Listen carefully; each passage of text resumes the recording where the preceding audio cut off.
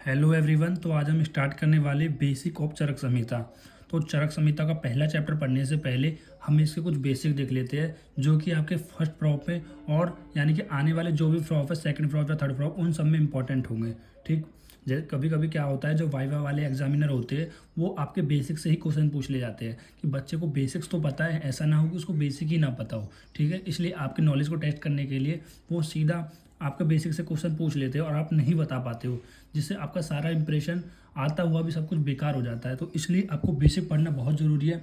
इससे आपको बहुत ज़्यादा हेल्प मिलेगी आपको चीज़ों को समझने को, क्योंकि जब आप अपना बेसिक मजबूत कर लेते हो तो आप बहुत अच्छे से चीज़ों को समझ सकते हो। जैसे एक प्लांट की जो जड़ें होती है, अगर वो जितनी नीचे तक धंसी हुई होती है, मतलब वो जितनी अच्छे से मिट्टी को पकड़ी हुई होती है, उतना ही पेड़ मजबूत होता है। उसी तरह से जैसे आप बेसिक को जितना अच्छे से पकड़ोगे उतना ही अच्छा आपको नॉलेज होगी। तो चलिए ज़्यादा टाइम वेस्ट ना करते हुए स्टार्ट करते हैं बेसिक। तो सबसे पहले हम बेसिक में एक चीज़ पढ़ेंगे, वो है आपका कि देखो एक चीज़ क्या पढ़ेंगे हम। अब स्टार्ट करते हैं। अब जब हम स्टार्ट करते हैं तो हम पढ़ने क्या वाले, हम पढ़ने वाले हैं चरक संहिता को। तो चरक संहिता को पढ़ने से पहले आपको ये तो पता होनी चाहिए, जो ये चरक संहिता हमारा ग्रंथ है, ये हमारा शास्त्र है, ये आया कहाँ से है, किसने इसको बताया है, किसने इसकी नॉलेज के बारे में बताया है। जनरली लोग क्या सोचते हैं, चरक संहिता आचार्य चरक ने दी है, मतलब उसकी नॉलेज आचार्य चरक से आई है, लेकिन नहीं। आचार्य चरक से भी पहले कुछ आचार्य थे जिन्होंने उनका ज्ञान दिया है, उनके बारे में हमें जानना है। देखो सबसे पहले जो चरक संहिता का जो ज्ञान है वो किसने दिया था, पुनर्वैसे आत्रेय ने दिया था। किसने दिया था, पुनर्वैसे आत्रेय, जिसको चरक संहिता के अंदर भगवान भी माना जाता है। तो हम लिखते हैं, लिख के आपको समझाते हैं। देखो आपको सबसे पहले लिखना है पुनर्वैसे आत्रेय। हम देखो पहले हेडिंग डाल लेना आप। हेडिंग ये है कि how to origin of Charak संहिता, चरक संहिता का निर्माण कैसे हुआ है। अभी मैं आपको रफ में एकदम समझा रहा हूँ, उसके बाद मैं आपको नोट से पढ़ाऊंगा। देखो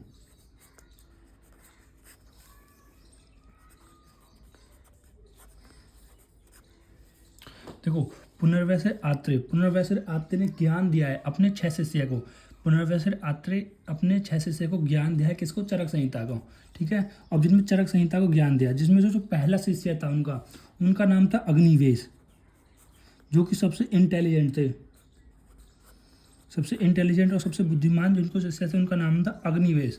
उन्होंने क्या किया, जो पुनर्वैसे आत्रेय ने ज्ञान दिया था, जो पुनर्वैसे आत्रेय ने ज्ञान दिया था चरक संहिता का, चरक संहिता कह दो या नॉलेज दे दो, किसी के ग्रंथ के बारे में आप सीधा सीधा कह सकते हो, जिसने उनको ज्ञान दिया था वो कौन थे, पुनर्वैसे आत्रेय थे। पुनर्वैसे आत्रेय ने ज्ञान किसको दिया, अग्निवेश ने।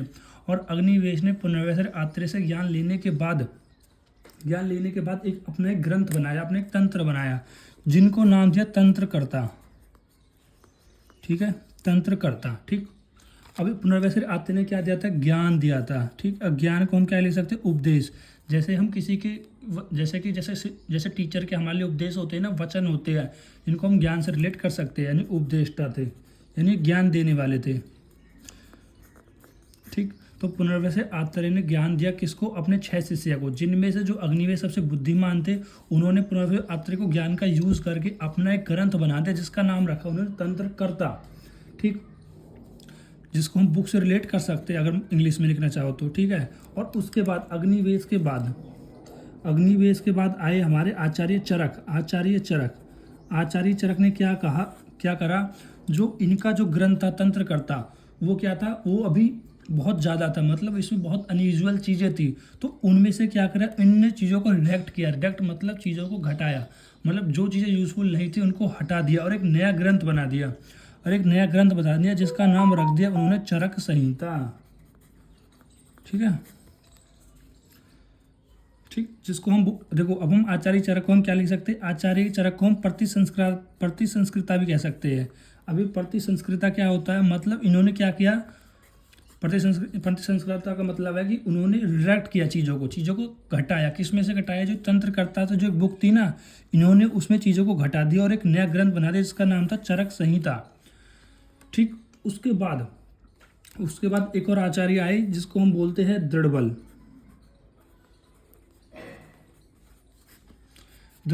अब दृढ़बल ने क्या किया, देखो दृढ़बल ने क्या किया, जो यहाँ आचार्य चरक ने चरक संहिता बताई, वो अभी इनकम्प्लीट थी, क्योंकि हमारी चरक संहिता में यहाँ पर 120 अध्याय का वर्णन किया गया है, लेकिन यहाँ पर अभी कुछ टोटल उन्होंने आचार्य चरक ने 120 अध्याय का वर्णन नहीं किया था। इनमें कुछ चैप्टर इनकम्प्लीट थे। जो कितने चैप्टर थे? 41 चैप्टर, यानी कि दर्डबल ने चरक संहिता में 41 चैप्टर को ऐड किया। ठीक, जब जाकर टोटल 120 चैप्टर वो कंप्लीट हुए। ठीक है, तो इसलिए दृढ़बल को क्या कहा जाता है? सम्यरक कहा जाता है। सम्यरक का मतलब होता है कंप्लीटर, यानी कि ये चरक संहिता को कंप्लीट करने वाले आचार्य थे। ठीक, देखो अब मैं फिर से आपके डाउट को क्लियर कर देता हूँ कि पहला क्वेश्चन आपके दिमाग में आता है कि हम चरक संहिता पढ़ रहे हैं, पर आपको पता है कि चरक संहिता का ओरिजिन कैसे हुआ है? नहीं पता। तो सबसे पहले आप ये जानो कि पुनर्वैसे आत्रेय कौन थे। पुनर्वैसे आत्रेय को हम चरक संहिता के अंदर भगवान मानते हैं। भगवान क्यों मानते हैं? क्योंकि इन्होंने ही ज्ञान दिया था हमको। किसका? चरक संहिता का। ठीक है, आप चरक संहिता ऐसे कह सकते हो, डायरेक्टली आप नहीं कह सकते, क्योंकि उन्होंने तो केवल ज्ञान दिया था कि किस तरह से रोग को ठीक कर सकते हैं, किस तरह से हम डिजीज फ्री रह सकते हैं, ट्रीटमेंट, जो भी जितना भी ज्ञान था। ठीक है, उसके बाद जो उनका शिष्य था अग्निवेश, उन्होंने क्या उस ज्ञान को लेके अपना एक ग्रंथ बना दिया जिसका नाम बोल दिया तंत्रकर्ता। तंत्र नहीं होगा, तंत्र बोल देना इसको। तंत्रकर्ता नाम एक बुक या ग्रंथ बना दिया जिसमें अपने सारा जो ज्ञान था पुनर्वैसे आत्रेय को इसमें लिख दिया। उसके बाद आचार्य चरक ने देखा कि इसमें बहुत सारी चीज़ें हैं जो हमको नहीं पढ़नी है, मतलब जो काम की नहीं है। तो मतलब उन्होंने जो कंक्लूजन होता है, जो मलाई कह सकते हो, मतलब इंपॉर्टेंट जो भी है, उसको कुछ चीज इसमें से ग्रंथ में बहुत चीज़ों को घटा के एक नया ग्रंथ बना दिया जिसको हम बोलते हैं चरक संहिता। उसके बाद आते हैं आचार्य दृढ़बल ने देखा कि इसमें अभी भी कुछ चैप्टर ऐसे हैं जिनका जुड़ना बाकी है, उसके बाद भी कंप्लीट हो जाएगी। तो उन्होंने 41 चैप्टर चरक संहिता के अंदर ऐड किए, जिसकी वजह से टोटल 120 चैप्टर हो गए। तो इसलिए दृढ़बल को क्या कहा जाता है? कंप्लीटर कहा जाता है। तो इस तरह से हमारा चरक संहिता का ओरिजिन हुआ है। ठीक, आपको आई थिंक अच्छे से समझ में आया होगा कि किस तरह से चरक संहिता का ओरिजिन हुआ है। अब यहाँ पर उपदेष्टा से आप रिलेट कर सकते हो, जो नॉलेज देने वाला होता है, मतलब जो नॉलेज देने वाला होता है, और जो नॉलेज देने वाला होता है उसको हम भगवान से रिलेट कर सकते हैं। इसलिए हम पुनर्वैसे आत्रेय को भगवान की हमने श्रेणी या भगवान की उपाधि दी है। उसके बाद अग्निवेश आता है। अग्निवेश को हम तंत्रकर्ता बोलते हैं क्योंकि इन्होंने अपने ग्रंथ का नाम क्या बोला? तंत्रकर्ता बोलते हैं। उसके बाद आचार्य चरक को हम क्या बोलते हैं? प्रतिसंस्कृता, क्योंकि उन्होंने क्या करा? तंत्रकर्ता में कुछ चीज़ों को रिलेट किया, कुछ चीज़ों को घटाया, तब जाके एक नया ग्रंथ बनाया, इसको हम चरक संहिता बोल रहे हैं। उसके बाद दृढ़बल को हम क्या बोलते हैं? सम्यरक बोलते हैं। सम्यरक मतलब कंप्लीटर बोलते हैं, क्योंकि इन्होंने चरक संहिता को कंप्लीट कराया नए चैप्टर को ऐड करके। इस तरह से आपका चरक संहिता का ओरिजिन हुआ है। फिर आप ये भी देख सकते हो कौन कौन से, देखो आप टाइमलाइन दे सकते हो। जैसे पुनर्वैसे आत्रेय ने जो ज्ञान दिया था वो 1000 ईसी पूर्व में दिया था। आप यहाँ पर साइड में लिख भी सकते हो 1000 ईसी पूर्व, और 1000 ईसी पूर्व में उन्होंने ज्ञान दिया था। किसको दिया था? अग्निवेश का। तो इन्हीं की भी टाइमलाइन सेम होगी। ठीक, और चरक ने कौन सा दिया? चरक की दूसरी शताब्दी थी और इसकी 4वीं शताब्दी थी। ठीक है, टाइमलाइन इंपॉर्टेंट नहीं है, जो मैंने आपको समझाया वो इम्पोर्टेंट है। अब चलो नोट से एक बार इनको देख लेते हैं और उसके बाद स्टार्ट करते हैं। तो पहले इसमें उसके परिचय में क्या बताया गया है कि आखिर how to origin of Charak संहिता। ठीक, मतलब जो चरक संहिता का ओरिजिन है वो कैसे हुआ है, मतलब किस तरह से चरक संहिता का निर्माण हुआ है या ओरिजिन हुआ है। तो देखो, एक हमारे पुनर्वैसे आत्रेय होते हैं। देखो पुनर्वैसे आत्रेय कौन होते हैं? देखो चरक संहिता के अंदर पुनर्वैसे जो आत्रेय उनको भगवान माना गया है। चरक संहिता के अंदर पुनर्वैसे आत्रेय को भगवान माना गया है। ठीक है, तो आपको याद रखना है, जब भी पुनर्वैसे आत्रेय होगे तो आप लिख सकते हैं भगवान पुनर्वैसे आत्रेय। ठीक, जिसको भगवान माना गया है चरक संहिता के अंदर। ठीक है, तो ये क्या करते हैं? ये ज्ञान देते हैं। ठीक है, किसको ज्ञान देते हैं? ये अग्निवेश को देते हैं। देखो पुनर्वैसे आत्रेय के 6 शिष्य थे, जिनमें से एक अग्निवेश आता है। वो 6 शिष्य हम आगे देखेंगे कौन कौन से थे। तो बस इतना आप ध्यान रख लेना कि पुनर्वैसे आत्रेय के 6 शिष्य थे, जिसमें से पहला शिष्य हमारा अग्निवेश था, जो सबसे ज़्यादा बुद्धिमान था। ठीक, तो जब पुनर्वैसे आत्रेय ज्ञान दे रहे थे, किसको ज्ञान दिया? अग्निवेश को ज्ञान दिया। तो अग्निवेश ने ज्ञान उस ज्ञान को लेने के बाद एक अपनी बुक लिख दी। ठीक, जिसको हम बोलते हैं तंत्रकर्ता। तो इसलिए अग्निवेश को क्या कहा जाता है? अग्निवेश तंत्रकर्ता भी कहा जाता है। तो फिर से बता रहा हूँ, अग्निवेश ने पुनर्वैसे आत्रेय ने ज्ञान दिया, किसको? अग्निवेश ने, और अग्निवेश ने इस ज्ञान से एक बुक लिख दी जिसका नाम है तंत्रकर्ता। ठीक, और फिर आगे जाके इसको, इस जो अग्निवेश की तंत्रकर्ता थी उसको रिडक्ट किया, मतलब उसको छोटा फॉर्म किया। ठीक है, मतलब उसको चीज़ें उसमें घटाई। ठीक, और फिर आचार्य चरक ने एक बुक बना दी जिसको बोलते हैं प्रतिसंस्कृता। मतलब बुक नहीं बनाई उन्होंने, केवल उसमें तो कुछ चेंजेस किए। जैसे बोलते हैं ना कि बहुत ज़्यादा जो थ्योरी है, तो जो अनयूजुअल थी उनको निकाल दिया और यूजफुल थ्योरी को वहाँ पर आचार्य चरक ने लिख दिया। तो रिडक्टर कौन थे? हमारे आचार्य चरक थे। फिर आचार्य चरक ने भी कह रहा है कुछ चैप्टर उसमें कह रहा है इनकम्प्लीट थे, तो उसके बाद द्रढ़बल आए जिन्होंने कह रहा है कि चरक संहिता को कंप्लीट कर दिया। तो कंप्लीटर कौन थे? द्रढ़बल। देखो अब मैं आपको एक बार फिर से बता देता हूँ। देखो पुनर्वस आत्रेय कहते भगवान पुनर्वस आत्रेय ज्ञान देते थे किसको? हम अपने छह शिष्य को, जिनमें से जो अग्निवेश थे उन्होंने उनके ज्ञान से कह रहे हैं कि एक बुक लिखती जिसका नाम होता है तंत्रकर्ता। ठीक, अग्निवेश तंत्रकर्ता, इसलिए अग्निवेश को अग्निवेश तंत्रकर्ता भी कहा जाता है। उसके बाद आचार्य चरक ने उसको क्या किया? डायरेक्ट किया, मतलब उसमें से जो अनयूजुअल चीज़ें थी उस बुक में से उसको हटा दिया और एक नई बुक बना दी जिसको नाम दिया उन्होंने चरक संहिता। उसके बाद ये अभी भी उसमें कुछ चैप्टर बचे हुए थे चरक संहिता में, तो यहाँ पर आचार्य द्रढ़बल आए जिन्होंने क्या किया? चरक संहिता में कुछ चैप्टर को ऐड कर दिया। ठीक, और टोटल 41 चैप्टर कर दिए। तो ये किसने किया? द्रढ़बल ने किया। तो इस तरह से आप याद कर सकते हो कि किस तरह से चरक संहिता का निर्माण हुआ। अब यहाँ पर टाइम लाइनिंग दिया है कि किस किस टाइम लाइन में इन्होंने ज्ञान दिया था। जैसे पुनर्वस आत्रेय ने 1000 ईसा पूर्व में दिया था, अग्निवेश ने भी 1000 ईसा पूर्व में। जब इसको ज्ञान देंगे तो ये भी इसका ज्ञान टाइम लाइन तो सेम ही होगा ना, ये ज्ञान दे रहे थे उस टाइम पे तो ये ले रहे थे, तो 1000 ईसा पूर्व और 1000 ईसा पूर्व। तो आचार्य चरक ने डायरेक्ट कब किया? दूसरी शताब्दी में, यानी 200 शताब्दी, जैसे 200 ईसा पूर्व ले सकते हो या दूसरी शताब्दी ले सकते हो। और फिर आज द्रढ़बल ने किया चौथी दी शताब्दी में इनको क्या? कंप्लीट किया। इनको आप कैसे याद कर सकते हो? इनको लाइन से आप याद कर सकते हो पैक्ड करके, यानी पी से क्या हो जाएगा हमारा? पुनर्वस आत्रेय, ए से अग्निवेश, सी से चरक और डी से क्या हो जाएगा? द्रढ़बल, यानी पैक्ड। तो पैक्ड से आप याद रख सकते हो इनके सीक्वेंस के ऑर्डर को। जब आपको ये याद हो जाएंगे तो इनके अनुसार लिख सकते हो कि जो उपदेष्टा थे वो कौन थे? पुनर्वस आत्रेय। उपदेष्टा का मतलब होता है जो ज्ञान देने वाले कौन थे? पुनर्वस आत्रेय। और तंत्रकर्ता कौन थे? अग्निवेश थे। ठीक, और प्रतिसंस्कृता कौन थे? चरक थे। और सम्यक कौन थे? द्रढ़बल थे। ठीक है, उपदेष्टा हम क्या इसको कह रहे हैं? ज्ञान, मतलब उपदेष्टा क्या? जो ज्ञान दे रहे थे कौन? पुनर्वस आत्रेय। और तंत्रकर्ता यानी जो बुक थी वो किसने लिखी थी? अग्निवेश ने। और प्रतिसंस्कृता यानी कि जो चीज़ इसको रिडक्ट किया था, जो बुक को चेंज किया था वो किसने किया था? चरक ने किया था। और सम्मेलक यानी जो कंप्लीटर कौन थे? द्रढ़बल थे। तो इस तरह से आप याद रख सकते हो कि किस तरह से चरक संहिता का ओरिजिन या निर्माण हुआ है।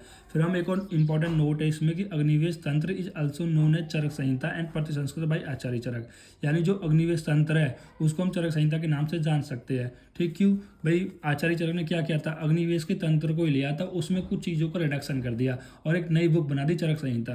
ठीक, जैसे कि अगर मैं बात करूं, जैसे मेरे मान लो मेरे पास एक खाली पेज है, ठीक है, मेरा पेज है, अगर मैं आपको दे दूं और इसमें से आप फाड़ के 2 पेज कर दो तो वो पेज तो मेरा ही रहेगा या ये पेज ही रहेगा। बस इसमें जो आपने क्या करा उस पेज को थोड़ा सा कट कर दिया, मतलब उस पेज को आधा कर दिया है।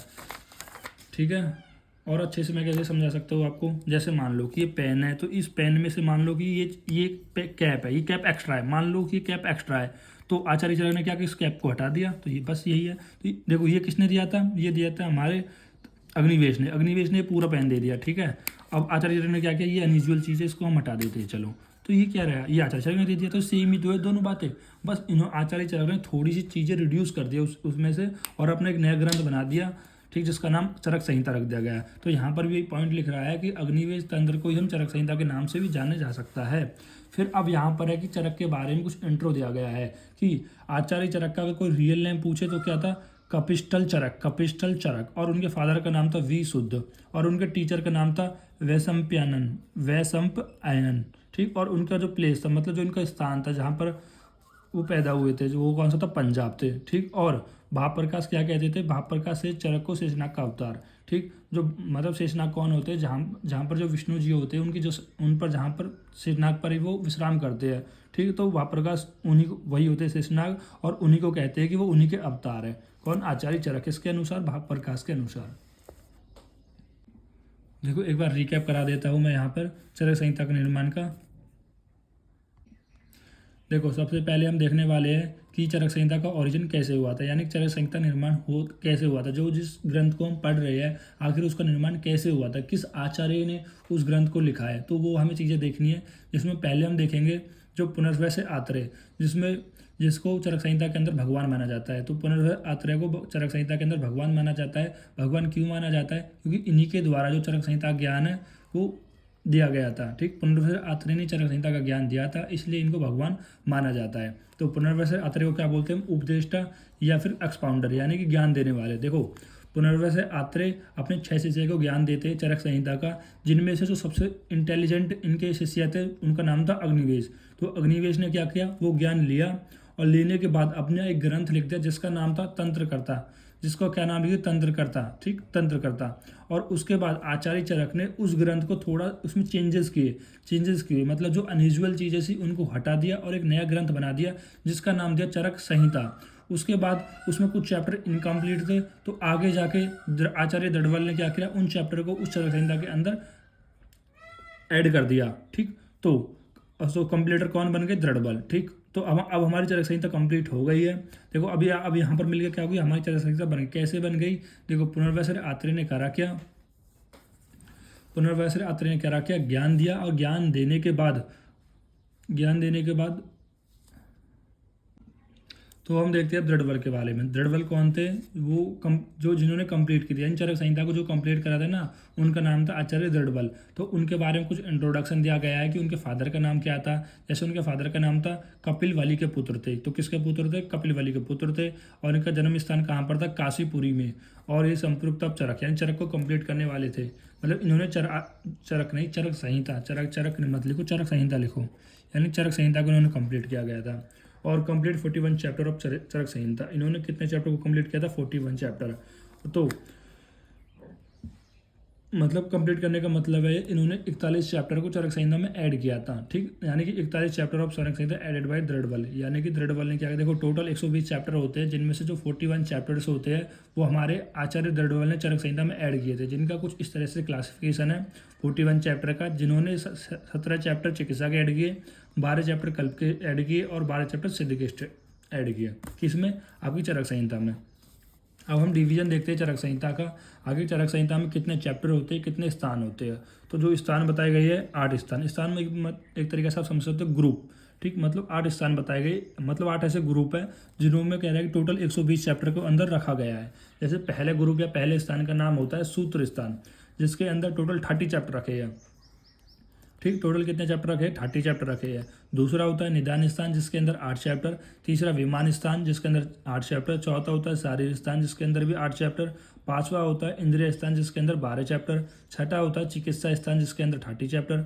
कल्प स्थान, जिसके अंदर 12 चैप्टर। सिद्ध स्थान, जिसके अंदर 12 चैप्टर। तो सबसे बड़े जो ग्रंथ है, सबसे बड़े जो स्थान थे वो कौन कौन से थे, सूत्र स्थान था और एक आपका चिकित्सा स्थान था। और ये हमारे जो 8 वाले ये छोटे स्थान थे, ठीक। और ये जो 12 वाले एक मिडिल मतलब बीच के है।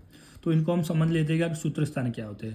देखो सूत्र स्थान में क्या है, देखो इसको हम स्टडी करते हैं अपनी पूरी चरक संहिता। देखो जो हम हमारे जो 30 चैप्टर होते हैं वो किसके अंदर पढ़ते हैं, हम चरक संहिता के अंदर पढ़ते हैं, जिन्हों में हमें समरी दी गई, यानी जो बेसिक्स है, यानी जो जितनी समरी है वो किसके अंदर दी गई, चरक संहिता के अंदर, जिसको हम बोलते हैं सूत्र स्थान। यानी कि जो हमारी चरक संहिता के जो सूत्र स्थान है उसमें हम समरी पढ़ने वाले हैं, ठीक, सभी चीज़ों की। फिर जब हम निदान स्थान पढ़ेंगे, निदान स्थान जैसे हम सेकंड प्रॉफ में पढ़ेंगे, तो वहाँ पर हम देखेंगे कॉज, कैसे कोई डिजीज़ हो रही है, कैसे कोई डिजीज़ हो रही है, ठीक। और फिर जब हम उसमें विमान स्थान पढ़ेंगे एक और, उसमें हम पढ़ेंगे दोषों के बारे में। शारीरिक स्थान में हम बॉडी के बारे में पढ़ेंगे। इंद्रिय स्थान में हम सेंसेस के बारे में पढ़ेंगे। चिकित्सा स्थान जैसे नाम से ही क्लियर ट्रीटमेंट के बारे में। और कल्प स्थान मतलब फॉर्मुलेशन, मतलब जब भी कोई आपको ड्रग्स बनानी है तो इसकी किस तरह से फॉर्मुलेशन होती है। और सिद्ध स्थान में हम पंचकर्म के बारे में पढ़ेंगे। जैसे जैसे आप नेक्स्ट ईयर में आते रहोगे उनको पढ़ते रहोगे। जैसे अगर मैं बात करूँ आपको फर्स्ट प्रॉप में आप क्या पढ़ोगे, आप सूत्र स्थान के बारे में पढ़ोगे। सूत्र स्थान के केवल आप 12 ही चैप्टर पढ़ोगे, ठीक है, 12 ही चैप्टर पढ़ोगे। उसमें केवल आपको समरी देखनी है। तो अगर आपसे पूछा जाए आप कौन सा स्थान पढ़ रहे हो, अगर जैसे मान लो कोई वाइवा में कोई क्वेश्चन पूछ लेता है कि आप कौन सा स्थान पढ़ रहे हो चरक संहिता को, तो आप बताओगे सूत्र स्थान। और सेकंड प्रॉप या थर्ड प्रॉप में और ये जो बाकी के स्थान है इनको हम डिटेल में स्टडी करेंगे। तो बस आगे देखते हैं। अब जैसे मैंने यहाँ पर नुमोनिक बनाया है कि किस स्थान में कितने अध्याय होते हैं। जैसे कि यहाँ पर सूची यानी सूत्र स्थान, चिकित्सा स्थान, यानी जो दो सबसे बड़े जो स्थान थे इसमें कुल मिला के टोटल 30 चैप्टर्स होते हैं। फिर मैंने एक और नुमोनिक बनाया है विनाश। विनाश से क्या है कि वी से विमान हो जाएगा, न से निदान हो जाएगा, से सारे स्थान हो जाएगा। तो कुल मिला के टोटल कितने चैप्टर हो जाएंगे, 8 चैप्टर हो जाएंगे, ठीक। फिर एक नुमोनिक है 21 यानी इंद्रिय स्थान, कल्प स्थान और सिद्ध स्थान। तो इनमें टोटल मिला के 12 चैप्टर। इस तरह से आप याद रख सकते हो कौन से स्थान में कितने चैप्टर को रखा गया है। फिर हम बढ़ते हैं चरक संहिता के कुछ टीका है, ठीक। चरक संहिता कौन कौन से टीका है, जैसे चरक न्यास हो गया, चरक पंजिका हो गया, निरंतर पद व्याख्या हो गया, आयुर्वेद दीपिका हो गया, तत्व चंद्रिका हो गया, जल्पकल्प तरु हो गया, चरक उपकार हो गया, चरक प्रदीपिका हो गया, ठीक। ये तो वो कुछ टीका है। और किस आचार्य ने द्वारा लिखे थे, देखो जो चरक न्यास थी वो भट्टर हरिश्चंद्र ने लिखी और चरक परंजी स्वामी कुमार ने लिखी। ऐसे ही निरंतर पद व्याख्या जेजट ने, और आयुर्वेद दीपिका चक्रपाणी दंत ने, तत्व चंद्रिका शिवदास सेन ने, जलकल्प तरु गंगाधर राय ने, चरो चरक उपरुकार किसने लिखी, योगिंद्र नाथ सेन ने, और चरक प्रदीपिका किसने लिखी, ज्योतिन चंद्र सरस्वती ने। देखो आप इनको कैसे याद कर सकते हो, आप इनको याद कर सकते हो जैसे चरक न्यास, न्याय मतलब जो न्याय कौन करते हैं, हरिश्चंद्र करते हैं, क्योंकि हरिश्चंद्र जो आपने पढ़ा होगा कि कभी झूठ नहीं करते, कभी झूठ नहीं बोलते, यानी कि वो न्याय करते हैं। तो इस तरह से याद रख सकते हो भट्टार हरिश्चंद्र, ठीक है। वो आचार्य थे किसके, चरक न्यास जो टीका लिखी थी, जो चरक न्यास जो टीका है उनके आचार्य थे। फिर आता चरक पंजिका है, पंजिका यानी स्वामी विवेक कुमार। जैसे आपने देखा होगा आपके गांव में एक पंजीरी वाला आता है जो गोला पंजीरी बेचता है, ठीक, यानी पंजीरी को हम एक तरीके से प्रसाद की तरह दे सकते हो, यानी कि जो स्वामी लोग हैं वो पंजीरी यानी एक तरीके से प्रसाद देते हैं, ऐसे आप याद रख सकते हो। फिर आता है निरंतर पद व्याख्या। अब निरंतर पद व्याख्या कैसे याद करोगे, देखो निरंतर और जूझते, मतलब निरंतर आप जूझते रहते हो अपनी लाइफ से, ऐसे याद रख सकते हो कि निरंतर आप जूझते रहते हो अपनी लाइफ से, ठीक, तो निरंतर से आप जे जट याद रख सकते हो। फिर आयुर्वेद दीपिका, दैसे दीपिका याद रख सकते हो, दैसे दंत, इस तरह से आप याद रख सकते हो, चक्रपाणी दंत। फिर तत्रु चंद्रिका आपको याद रख लेना है, शिवदास। फिर जल कल्प तरु से क्या याद रख सकते हो भाई, जल से क्या याद आ जाएगा आपको, गंगा, जल से क्या याद आ जाएगा आपको, गंगा याद आ जाएगी। और चरक उपरुकार कैसे याद रखोगे भाई, उपकार कौन करते हैं, हमारे योगी जी करते हैं। और चरक प्रदीप का कैसे याद रखोगे, प्रदीप मतलब जो दीपिका मतलब दीपक, दीपक जानते हो जो दया होता है, दीपक होता है ना जो इस तरह से कुछ होता है गोल, इसमें बातें लगा देते हैं, ठीक। और दीप हम क्या लगाते हैं, बातें, ज्योति जलती है, तो ज्योति चंद्र सरस्वती, इस तरह से आप याद कर सकते हो। देखो अब हम फर्दर डिवीजन देखते हैं कि सूत्र स्थान का। पहले देखो हमने कितने स्थान थे, 8 स्थान बताए, उनमें 120 अध्याय बताई। तो पहला स्थान कौन सा था ना, सूत्र स्थान, जिसके अंदर 23 हमने अध्याय रखे, यानी 30 चैप्टर रखे गए। ये 30 चैप्टर जिसको हम किस में स्टडी करते हैं, अपनी चरक संहिता में स्टडी करते हैं पूरे सूत्र स्थान को, जिनमें से 7 चतुष्क आते हैं। जैसे चतुष्क नाम से क्लियर है, 4 यानी 4 मतलब हर एक चतुष्क में कितने चैप्टर को रखा गया है, 4 चैप्टर को रखा गया है, ठीक। फिर एक आता है संग्रह द्वय, इस संग्रह द्वय में क्या होता है, इसको 2 चैप्टर के अंदर रखा गया है, ठीक। तो अब यहाँ पर इनको कैलकुलेट कर लेते हैं कैसे, एक चतुष्क के अंदर 4 चैप्टर होते हैं और हमारे पास 7 चतुष्क होते हैं, तो 7 × 4 कितने हो जाएंगे, 28 चैप्टर हो जाएंगे, 28 चैप्टर हो जाएंगे। तो अब यहाँ एक संग्रह द्वय में कितने चैप्टर थे, 2, तो 28 + 2 कितने हो जाएंगे, टोटल 30 चैप्टर हो जाएंगे हमारे सूत्र स्थान में। तो इस तरह से आप याद रख सकते हो। अब देखो अभी 4 चैप्टर कौन कौन से हैं, देखो अब हर एक चतुष्क यानी कि जो आप चरक संहिता के पहले से लेके यानी धीगर जीवन अध्याय जो पहला चैप्टर है, चौथा और मात्र सत्य अध्याय कौन सा है आप नाम देख लेना, यानी फर्स्ट से लेकर 4 तक जो हमारा चतुष्क होता है उसका नाम होता है भेषज चतुष्क, जिसके बारे में भेषज चतुष्क जिसमें हम मेडिसिन के बारे में पढ़ते हैं, ठीक है। उसी तरह से कह रहा है 4 चैप्टर के अंदर यानी 7 चतुष्क रखे गए हैं और हर एक चतुष्क के अंदर 4 चैप्टर को रखा गया है, ठीक है। और अभी हम आगे देखेंगे, जैसे हम बात कर रहे थे सूत्र स्थान की, तो सूत्र स्थान में कितने चतुष्क की बात हुई, 7 चतुष्क की। देखो पहला चतुष्क होता है भेषज चतुष्क, स्वास्थ्य चतुष्क, निर्देशक चतुष्क, चौथा कल्पना चतुष्क, 5वां रोग चतुष्क, छठा योजना चतुष्क, 7वां अन्नपान चतुष्क। अब इन सभी के अंदर 4 चैप्टर को रखा गया है। अगर आपसे देखो एग्जामिनर का ये फेवरेट क्वेश्चन होता है कि निर्देशक चतुष्क में कौन कौन से चैप्टर आते हैं, ठीक, 9 से 12, इसलिए आपको ये सिक्वेंस से याद होनी चाहिए। जैसे मान लो अगर कोई एग्जामिनर वाइवा वाला आ रहा है आपसे पूछ ले रोग चतुष्क में कितने चैप्टर होते हैं, तो आपको याद होना 70 से 20। जनरली इन 3 में से ज़्यादा प्रॉबिलिटी होती है पूछ ले, क्योंकि आप फर्स्ट प्रॉफ में केवल 12 चैप्टर ही पढ़ते हो, लेकिन वो पूछ सकता है क्योंकि आपको ये चीज़ पढ़ाया जाएगा, क्योंकि आपको ये सेकंड प्रॉफ में नहीं पढ़ाया जाएगा, फर्स्ट ईयर के बेसिक में ये चीज़ें क्लियर कर दी जाती है। तो इसलिए आपको सीक्वेंस याद होना चाहिए कि भेषज चतुष्क यानी कि जब चरक संहिता आप पढ़ोगे तो उसके जो पहले से लेकर 4 चैप्टर है उसमें केवल आप मेडिसिन के बारे में पढ़ोगे। जैसे ही हम अब आगे पढ़ेंगे तो वहाँ पर आप बताएंगे भी ज़्यादातर मेडिसिन की बात होगी, ठीक। दूसरी होती है स्वास्थ्य चतुष्क। स्वास्थ्य चतुष्क मतलब डेली रूटीन कैसा होना चाहिए आपको, वही दिनचर्या, ऋतुचर्या है, ठीक है। ये डेली रूटीन होता है 5 से लेकर 8वें चैप्टर में इसको हम स्टडी करते हैं, कौन से, हमारे स्वच्छ चतुष्क में। और निर्देशक चतुष्क में कह रहे हैं कि हमें हाउ टू बिहेव मतलब कैसे बिहेव करना है, वो किसमें करेंगे हम 9 से लेकर 12 चैप्टर तक में स्टडी करेंगे। और कल्पना चतुष्क में हम स्नेहन स्वेदन कराएंगे, जो पंचकर्म की 2 ट्रीटमेंट है, जो पूर्व कर्म होते हैं, मतलब पंचकर्म कराने से पहले 2 उपकर्म होते हैं जिनको स्वेदन स्वेदन कराना होता है, जो कि हम 13वें से लेकर 16वें चैप्टर में पढ़ेंगे। फिर होता है रोग चतुष्क यानी डिजीज़ के बारे में पढ़ेंगे 17 से 20 चैप्टर में। और योजना चतुष्क में कह रहा है कि हाउ टू ट्रीट मतलब कह रहा है कि योजना हमने प्लानिंग करनी है कि किसी भी डिजीज़ को हम किस तरह से ट्रीट कर सकते हैं, जो कि हम पढ़ेंगे 21 से 24 चैप्टर में। इनके 21 से 24 यानी इनके बीच के चैप्टर में। अन्नपान चतुष्क में हम केवल हम ईटिंग क्या खाना चाहिए क्या खाना नहीं खाना चाहिए वो 25 से चैप्टर में हम संग्रह हुआ है, इन 2 चैप्टर में हम पढ़ेंगे। ठीक इस तरह से कह रहा है डिवाइड किया गया है टोटल 30 चैप्टर का सूत्र स्थान का। ये आपको जरूर जरूर याद होना चाहिए। अब इनकी जो कुछ तरीका इस तरह से बना रखी है कि भेषणी करो योजना अनपान की, यानी भेषणी भय से क्या हो जाएगा, भेष चतुष्क, सह से सुहास चतुष्क, ने से निर्देशक चतुष्क, कल्पना रोग चतुष्क, योजना चतुष्क, अनपान अनपान की, अनपान की सही से याद रखना, अनपान की सही से योजना करो। तो भेषणी करो योजना अनपान की सही से, इस तरह से आप याद रख सकते हो।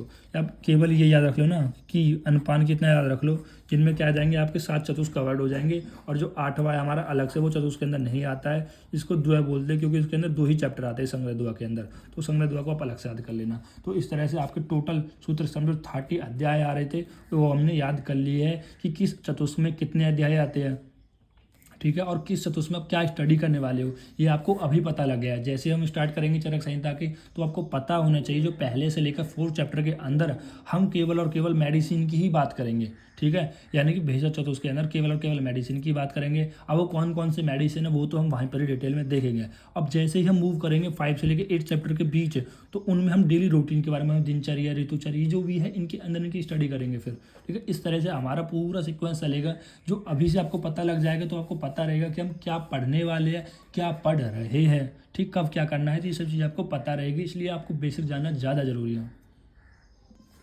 देखो फिर हर एक स्थान के कैसे कुछ पर्याय है, जैसे सूत्र स्थान को हम श्लोक स्थान को होते हैं, आशय स्थान कहते हैं, संग्रह स्थान भी कह देते हैं, शेर सुवम। देखो यहाँ पर सभी के पर्याय लिखे हुए हैं, मैं बार बार आपको आप पढ़ लेना अगर आपको पढ़ना हो तो। ये हमारे फर्स्ट प्रॉफ के से कोई भी इंपॉर्टेंट नहीं है, ये केवल और केवल पीजी के पर्पज से है। ये कभी कभी आपको मान लो निदान स्थान को व्याधि संग्रह स्थान करके दे सकता है, ठीक है, शारीरिक स्थान को आश्रय स्थान करके दे सकता है, और पूछा जा सकता है कि इसका पर्याय है, या फिर उसके बारे में कुछ डिफाइन करने के बारे में। ये हमारा फर्स्ट प्रॉफ का बिल्कुल भी नहीं है, लेकिन ये पीजी पर्पज से इंपॉर्टेंट हो सकता है। अगर आपको मन हो तो कर लेना, अगर मेरी मानो तो मैंने तो ये चीज़ नहीं की थी, केवल देखी थी, ठीक। पुनर्वय, अब हम बात करने वाले पुनर्वय आत्रेय, जिसको चरक संहिता के अंदर भगवान माना जाता है। भगवान क्यों माना जाता है, क्योंकि जो पुनर्वय आत्रेय इन्होंने ही तो ज्ञान दिया था हमारे गुरु चरक संहिता के, यानी अगर ये ज्ञान ना देते तो चरक संहिता को भी हम नहीं ले सकते थे। तो इन्होंने किसको ज्ञान दिया था, अग्निवेश को। अग्निवेश ने एक किताब लिखी जिसका नाम था हमारे पास तंत्रकर्ता, और तंत्रकर्ता को आचार्य चरक ने कह रहा है कुछ इसमें चीज़ों को हटा के एक नया ग्रंथ बना दिया चरक संहिता, ठीक है, जिनको आज हम डिटेल में पढ़ते हैं। यानी पुनर्वय आत्रेय के 6 शिष्य थे, जिनमें पहला शिष्य हमारा अग्निवेश जो सबसे ज़्यादा बुद्धिमान था, और इन्होंने ही पुनर्वय आत्रेय के ज्ञान से एक क्या लिखा था, एक ग्रंथ लिखा था, इसको हम तंत्रकर्ता भी बोलते हैं, ठीक है। तो इन 6 शिष्य का नाम आपको याद करना जरूरी है, अग्निवेश, पराशर, जैतृकन, हारित, भेल और चारपाणी। त्रिक्या, नुमोनी क्या, अपराजिता, भेल और चार, यानी जो भेल और चार वो अपराजिता है, मतलब वो कभी किसी से हार ही नहीं सकते, ठीक। इस तरह से आप याद रख सकते हो भाई। वैसे भी आप इनके इतना सारा ज्ञान है तो वो ज्ञान में किससे याद रहे हैं, तो इस तरह से मैंने याद कर लिया है। देखो अब यहाँ पर कुछ इंपॉर्टेंट पॉइंट आया है, इन इंपॉर्टेंट पॉइंट को केवल और केवल आपको क्या करना है, आपको ये याद रख लेना है, ठीक है। अब इनको डेफिनेशन क्या है, ये होते क्या, इतनी ज़्यादा डिटेल नहीं देखनी है, बस आपको ये नाम याद रख लेना है, क्योंकि जब हम पूरी चरक संहिता पढ़ेंगे तो ये सब टर्मिनोलॉजी आएंगी। अगर आप इनको एक बार रीड और एक बार समझ लेते हो थोड़ा थोड़ा, तो आपको ये रिकॉल रहेंगे, आपको दिक्कत नहीं होगा, आपको लगेगा कि मैंने तो पूरी चरक संहिता बेसिक में ही क्लियर कर लिया है। क्योंकि होता क्या है, जब आप किसी चीज़ को पहली बार पढ़ते हो तो इतना अच्छा समझ में नहीं आता है, लेकिन एक बार यहाँ देखोगे, एक बार फिर नए चैप्टरों में देखोगे तो आपको लगेगा फैमिलियर है, मतलब ये चीज़ मैंने देख रखी है। जैसे हेतु चतुष्टय, मतलब 4 हमारे पास चतुष्ट बताए गए हैं, ठीक है, मतलब किसी भी रोग का यहाँ पर 4 कारण रोग का कह दो आप सीधे सीधे याद रखना, जिसको डिटेल में वहाँ पर ही देखेंगे। हेतु चतुष्टय मतलब हेतु का मतलब कारण होता है कि 4 चतुष्ट बताए गए हैं, अयोग, अतियोग, मिथ्यायोग और समयोग। यानी कि यदि आप चीज़ों का कह रहे हैं कि अयोग करो मतलब यूज ना करो, या तो बहुत ज़्यादा यूज़ करो, या फिर इम्प्रॉपर तरीके से यूज़ करो, या तो मतलब जो चीज़ दिन में यूज़ करनी है वो आप रात में यूज़ कर रहे हो। एक होता है संयोग मतलब प्रॉपर यूज़ करो, ये 4 चतुष्ट होते हैं। फिर आता है त्रिविध ज्ञान उपाय, यानी ज्ञान के लिए 3 बताए गए, मतलब 3 मेथड होते हैं जिनसे आपको ज्ञान हो सकता है। एक होता है अध्ययन, या तो आप चीज़ को स्टडी करो, ठीक। एक होता है अध्यापन, या आप टीचर बन जाओ, ठीक। एक होता है द्विध संभाषा, यानी कि आप ग्रुप में डिस्कशन करो, अपने फ्रेंड से डिस्कशन करो, ठीक है, तो उनसे भी क्या हो जाता है, आपको जो ज्ञान है वो बढ़ता है। त्रिविध ज्ञान के उपाय होते हैं कि किस तरह से आपको 3 तरीके से ज्ञान हो सकता है। फिर होता है त्रिउपस्तंभ। त्रिउपस्तंभ कौन कौन से होते हैं, आहार, निद्रा, ब्रह्मचार्य, अकॉर्डिंग टू आचार्य चरक, आहार, निद्रा, ब्रह्मचार्य, ठीक। और according to Acharya Bhagwat, according to Bhagwat के अनुसार क्या है कि आहार निद्रा दोनों सेम है, लेकिन यहाँ पर उन्होंने ब्रह्मचारी नाम मानकर क्या माना, ब्रह्मचारी, ठीक है। इन दोनों में कंफ्यूज मत होना कि देखो एक याद कर लेना कि आप आचार्य चरक के अनुसार याद कर लेना कि आचार्य चरक कहते हैं ब्रह्मचार्य मतलब ब्रह्मचार्य का पालन करने को। ठीक है, ये त्रि उपस्तंभ होते हैं। ठीक, अब जैसे त्रि उप नाम से क्लियर है, मतलब तीन ऐसे पिलर्स होते हैं, तीन उपस्तंभ होते हैं, मतलब सपोर्टिंग पिलर्स होते हैं। ठीक, जो हमारी बॉडी को सपोर्ट करते हैं। फिर त्रिविम स्तंभ होते हैं, वात पित्त कफ होते हैं, ये भी तीन हमारे सपोर्टिंग पिलर्स होते हैं। ठीक, त्रिदंड सत्व आत्मा शरीर। ठीक, सत्व मतलब मन आत्मा शरीर। व्याधि एवं सुख के आश्रय, जो व्याधि और सुख के आश्रय कौन कौन से होते हैं, आपका शरीर और मन होता है। वेदना का अधिष्ठान मतलब जहाँ पर आपको पेन होता है, शरीर में पेन होता है, मन में पेन होता है, इंद्रियों में पेन होता है। ठीक, अब ये मत पूछ लेना सर मन में कैसे पेन होता है। ठीक है, क्योंकि मन में भी कभी कभी होता है ना भाई, बहुत दुख होता है। जैसे कभी आप किसी से प्यार करते हो, आपको छोड़ के चली जाए तो कितना मन दुखी होता है। ठीक, और इंद्रियों को भी दुखी होता है, क्योंकि इंद्रिय भी पीड़ित होती है कभी कभी। ठीक, जैसे मान लो अगर आप कुछ खाओ पियो नहीं तो आप अपने इंद्रियों को पीड़ा कर पहुंचा रहे हो। ठीक है, या फिर आप बहुत ज़्यादा कोई चीज़ का सेवन कर रहे हो, आप बहुत ज़्यादा किसी चीज़ को पढ़ रहे हो, तो उससे भी क्या हो जाता है, आपकी इंद्रिय पीड़ित होने लग जाती है। फिर होता है स्कंदिनियम में, स्कंदिनेत्र में स्कंद त्रिय। स्कंद त्रिय में क्या होता है, हेतु दोष और द्रव्य।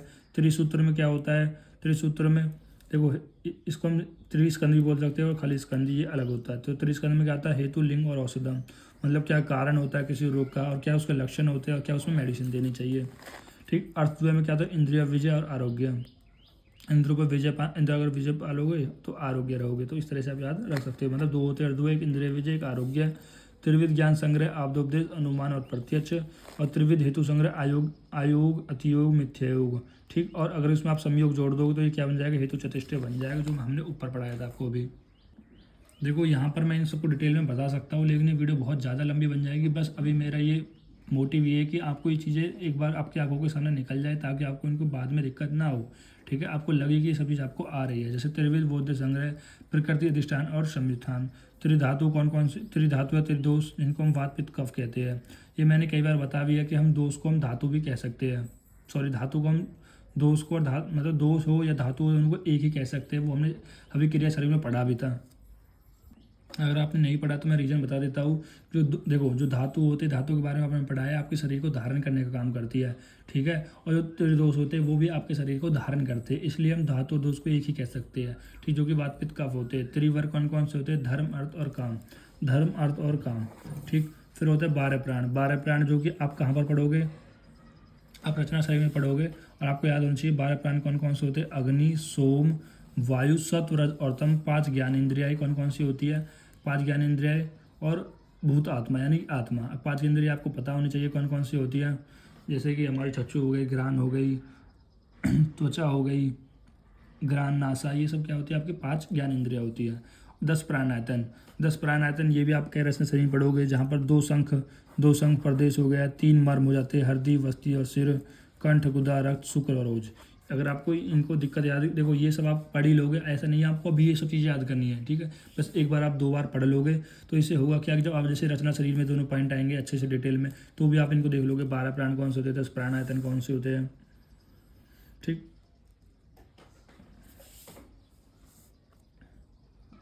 देखो इनमें आप कंफ्यूज मत हो ना, 12 प्राण और 10 प्राणायतन, यानी कि ये हमारे 12 प्राण होते हैं, और 10 प्राण मतलब 10 प्राणायतन, और इनमें हमारे 10 मर्म मतलब 10 ऐसे ऑर्गन होते हैं जिनमें जो हमारे प्राण है वो बसे हुए होते हैं। ठीक, इस तरह से आप समझो। फिर आता है मात्रा। ये भी हम कह रहे हैं कि आपको रचना शरीर पहले वाले चैप्टर में पढ़ा चुके, परमान वाले में, जिसको हमने ट्रिक से भी याद किया था कि जार पुकारता है पीमू को, जार पुकारता है पीमू को, कहता है वाह मैम क्या शौक है तुम्हारे, इस तरह से।